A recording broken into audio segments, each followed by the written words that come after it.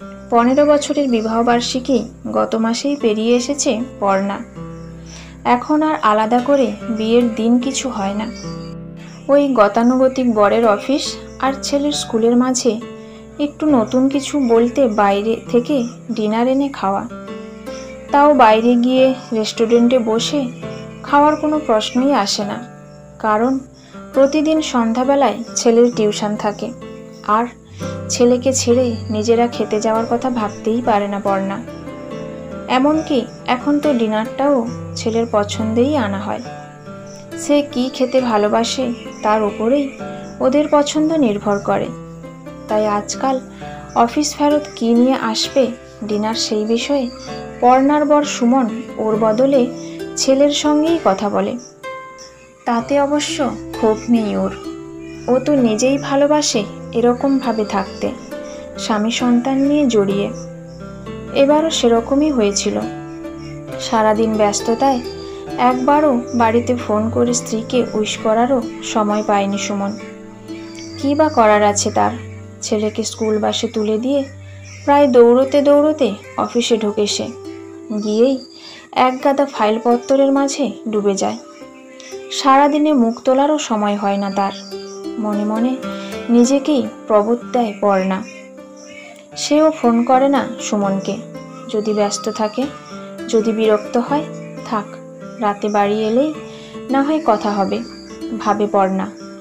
রাত্রে কিছু রান্না করেনি ও, জানেই সুমন ছেলেকে ফোন করে ঠিক কিছু নিয়ে ঢুকবে।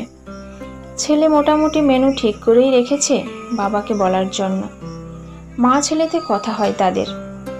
ক্রমশ রাত গড়ায়, সুমন ফোন করে না। চিন্তায় পড়ে পর্ণা। হঠাৎই বেল বাজে।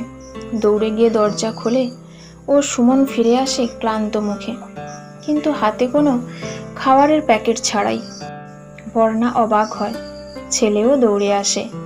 কি আনলে বাবা, আমাকে জিজ্ঞেস না করেই? আমি তো তোমার ফোনের জন্য ওয়েট করেছিলাম সন্ধে থেকে। দুজনের দিকে চিন্তিত মুখে তাকায় সুমন। অবাক গলায় বলে, কিছু কিনে আনতে বলেছিলে নাকি? মনে পড়ছে না তো। ছেলে বলে ওঠে, আরে আজ তোমাদের বিয়ের দিন না, খাবার কোথায়? ছেলের প্রশ্নে চমকে ওঠে সুমন। থতমত খেয়ে বলে, ইস, মনেই ছিল না।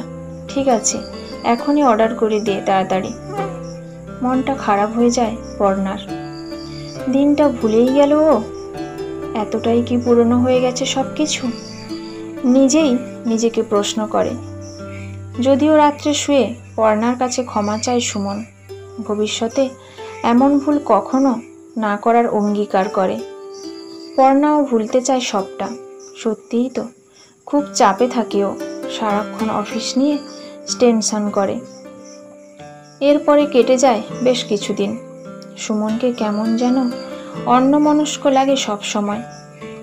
ওর বেশিরভাগ প্রশ্নের জবাব হ্যাঁ হুঁ তেই সারে সুমন। লক্ষ্য করে পর্ণা। কয়েকদিন ধরেই ছেলের একটা অঙ্কের টিউশনের জন্য ভাবছিল পর্ণা। সুমনের এক বন্ধুর বউয়ের কাছ থেকে তার ছেলের স্যারের ফোন নাম্বারটা নিতে হবে। যদিও বেশ কয়েকদিন ইতিমধ্যেই বলেছে সুমনকে, তবু কন্ট্যাক্ট লিস্ট দেখে নম্বর খুঁজে দেওয়ার সময়ও পায়নি এখনো। তাই আজও চা করে নিয়ে সন্ধ্যাবেলায় সুমনকে মনে করাতে গিয়ে দেখল ও অফিস থেকে ফিরে বাথরুমে ঢুকেছে। ফোনটা সামনেই পড়ে আছে। পাসওয়ার্ড ও জানেই, নিজেই দেখে নি ভাবল ও। কন্ট্যাক্ট লিস্ট খুঁজতে গিয়ে একটা অদ্ভুত নাম সেভ করা ফোন নম্বর চোখে পড়ল ওর। সেই নম্বর থেকে প্রায় দিনই মিসড কল হয়েছে। আর তারপরেই সুমন রিং ব্যাক করেছে তাকে। দেখে একটু অবাক হলো ও। কি মনে হতে নম্বরটা নিজের মোবাইলে সেভ করে রাখলো পর্ণা। পরের দিন ছেলেকে নিয়ে সুমন বেরিয়ে যাওয়ার পর বাড়িতে থাকা অন্য একটা মোবাইল থেকে ওই নম্বরটায় কল করলো ও। রিং বেজে উঠল। Thank you for calling Soma. শুনেই ভেতরটা কেমন যেন দুর্বল লাগলো পর্ণার। সোমা, এর কথাই তো বলেছিল সুমন বিয়ের আগে ওকে দেখতে গিয়ে। কীরকম ভাবে সে ঠকিয়েছে সুমনকে। কোনো কিছুই লুকাতে চায়নি সুমন। আর সেটাই ভালো লেগেছিল ওর। বলেছিল সুমনকে, অতীতকে কোনোদিনও বর্তমানে টেনে আনবে না, এটুকুই মনে রেখো শুধু। প্রমিস করেছিল সুমন, তাই তো সে এগিয়েছিল এই বিয়েতে, শুধু সুমনের উপর বিশ্বাস রেখে। তাহলে এতদিন পরে কি হলো আবার নতুন করে? সারাটা দিন কেমন যেন ঘোরের মধ্যে কাটলো পর্ণার। রাত্রিবেলা ছেলে ঘুমিয়ে পড়লে সরাসরি বরের দিকে ফোন নাম্বারটা এগিয়ে দেয় ও। চমকে উঠে নির্বাক হয়ে তাকিয়ে থাকে সুমন। কয়েকটা মুহূর্ত তারপরেই বউয়ের হাত চেপে ধরে সুমন। খুব ভুল হয়ে গেছে, বিশ্বাস করো, আর একবার সুযোগ দাও। ভয়ার্ত কণ্ঠ সুমনের। জাস্ট কিছুদিন আগেই বাসে দেখা হয়ে গেছিল হঠাৎ, তারপর মাত্র 3 বার দেখা হয়েছে। আর তোমাকে বলতে চেয়েছি কিন্তু পারিনি, বিশ্বাস করো। নিজেই বলতে থাকে সুমন। চুপ করে থাকে পর্ণা। বরের বলা কোনো কথাই স্পর্শ করে না তাকে। তিল তিল করে গড়ে তোলা বিশ্বাসের এমন মুহূর্তের মধ্যে ভেঙে যাওয়ার মেনে নিতেই কষ্ট হয় তার। পরের দিন সকালে অফিসে বেরোয় না সুমন। ছেলেকে স্কুল বাসে তুলে দিয়েই ফিরে আসে। পর্ণার পেছনে এসে দাঁড়ায়। তুমি কি আমাকে ছেড়ে চলে যাবে? আমাকে আর একবার সুযোগ দেবে না? ভুল তো সবারই হয়, এত বড় শাস্তি দিও না প্লিজ, করুণ গলায় বলে সুমন। ফিরে তাকায় পর্ণা।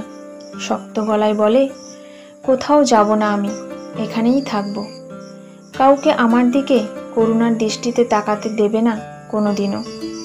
কেউ জানবে না আমার স্বামী অন্য কোনো মহিলার সঙ্গে সম্পর্কে জড়িয়েছিল। শুধু তুমি আর আমি জানবো যে আসলে আমরা আর স্বামী স্ত্রী নই।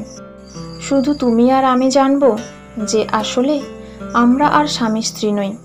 তুমি আর আমি আর এক ঘরে এক বিছানায় কাটাবো না কোনোদিনও। আমার জীবনের 15 বছর গড়ে তোলা বিশ্বাস এক লহমায় ভেঙে দিয়ে তুমি যে আমার ক্ষতি করেছ, তার বদলে শুধু বাইরের জগতের কাছে স্বামীর মুখোশ পরে জীবনের বাকি দিনগুলো গভীর যন্ত্রণায় কাটাতে হবে তোমাকে। ঠিক যেমন আমি কোনোদিনও কাউকে বলতে পারবো না আমি কতটা কষ্ট পাচ্ছি, ঠিক তেমনি তুমিও সারা জীবন শুধু অভিনয় করে যাবে সুখী স্বামীর ভূমিকায়। এই তোমার শাস্তি। কথাগুলো বলেই খুব সাধারণ ভঙ্গিতে কড়াই খুন্তি দিয়ে নাড়তে থাকে পর্ণা। আর আস্তে আস্তে সোফায় মাথা নিচু করে বসে পড়ে সুমন।